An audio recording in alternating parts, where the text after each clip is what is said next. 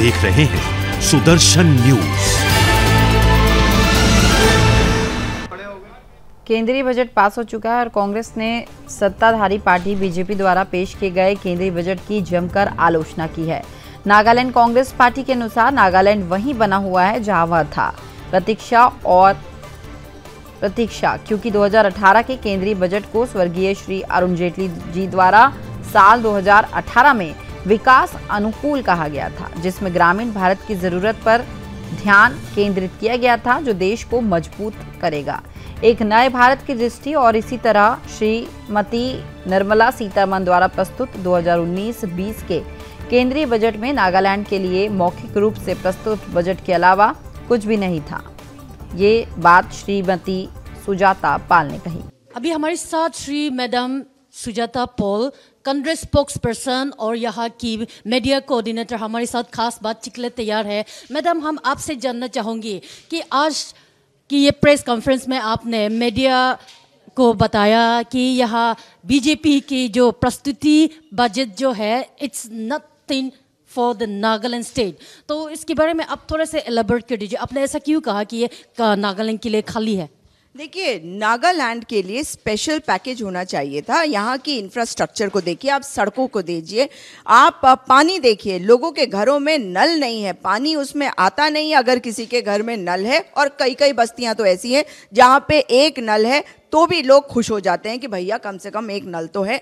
यहाँ पे पानी की समस्या इतनी बड़ी है और केंद्र की सरकार इतनी बड़ी बातें करती है, तो जब यहाँ पर डबल इंजन की एनडीपीपी भाजपा की सरकार और केंद्र में भाजपा की सरकार है, तो सड़कें क्यों नहीं ठीक हुई, पानी क्यों नहीं मिलता, यहाँ पे बिजली की समस्या क्यों है? और जब हम बात करते हैं यहाँ के युवाओं के लिए, तो युवाओं के लिए क्या दिया केंद्र के बजट में? केंद्र के बजट ने यहाँ के खिलाड़ियों के बारे में नहीं सोचा, नागा लोगों के अभिमान के बारे में, उनके स्वाभिमान के बारे में नहीं सोचा। अगर खेलों के लिए वो कोई बजट देते, अगर नागालैंड के लिए स्पेशल बजट देते, तब हम मानते कि वो नागालैंड के लिए कुछ सोच रहे हैं। ये सरकार केवल हम दो, हमारे दो की सरकार है। आपने देखा कि बहुत बातें हो रही हैं कि किस तरह से स्लैब जो हैं वो कम कर दिए गए। तो आपको बता दूं कि जो सबसे ऊंचा वाला स्लैब है, सबसे अमीर लोगों वाला स्लैब है, उस स्लैब में क्या किया है इन्होंने वहां पर टैक्स की कटौती करी है। क्यों?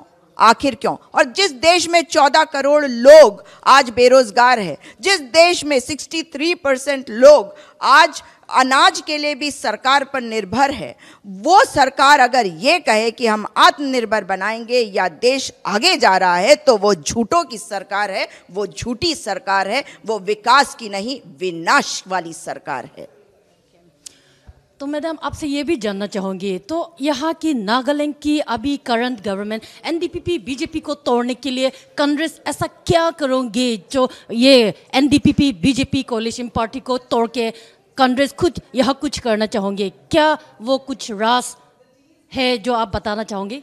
देखिए, राज ऐसा कुछ नहीं है, तोड़ फोड़ की राजनीति बस मुबारक हो प्रधानमंत्री नरेंद्र मोदी जी की भारतीय जनता पार्टी को। हम तो ना तो अहंकार में जीते हैं, ना हम ऐसा सोचते हैं कि दूसरों को तोड़े। हम तो जोड़ने वाले लोग हैं, प्यार मोहब्बत और सौहार्द से जोड़ते हैं। तोड़ने का काम अमित शाह जी के लिए छोड़ देते हैं, उसमें वे माहिर हैं।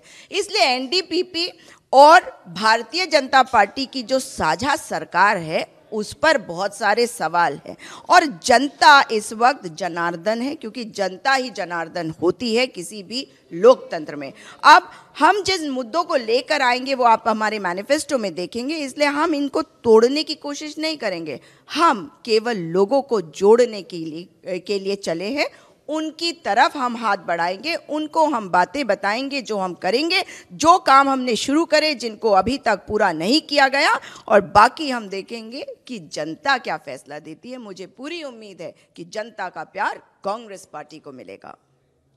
एक और सवाल आपसे जानना चाहूँगी कि यहाँ इस बार कांग्रेस की एक इरादा नया लाया है, वो जो है नागालैंड की नागा पॉलिटिकल सॉल्यूशन को आप लोग एक एजेंडा बना के यहाँ इलेक्शन में प्रस्तुत करने वाले हैं। तो आप लोग किस तरह से देख रहे हैं ये नागा पॉलिटिकल सॉल्यूशन को इस इलेक्शन में, कैसे लोगों के बीच में जागरूकता करने की कोशिश में है?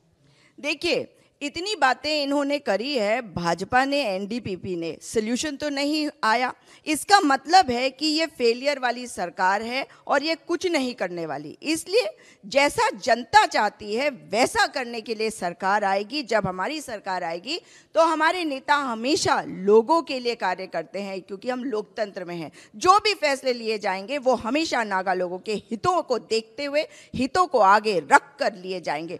देश में आप जानते हैं कि 1960s में हमारा नागालैंड जो है हमारे देश का हिस्सा किस तरह से बना, हम सब एक साथ मिलकर चले। मगर नफरत की राजनीति देखिए, पड़ोस में आपने देखा आसाम में, वहाँ पे जाके चर्च तोड़ दिया गया और यहाँ पर आकर बता रहे हैं जय श्री राम। केवल नहीं, ये देश हर तरह के समुदाय को साथ लेके, हर रिलीजन को साथ लेकर चलेगा और नागा लोग इसमें बहुत माहिर है। किसी को कुछ बताने की जरूरत नहीं है, उनको मालूम है कि सल्यूशन कहाँ से आएगा।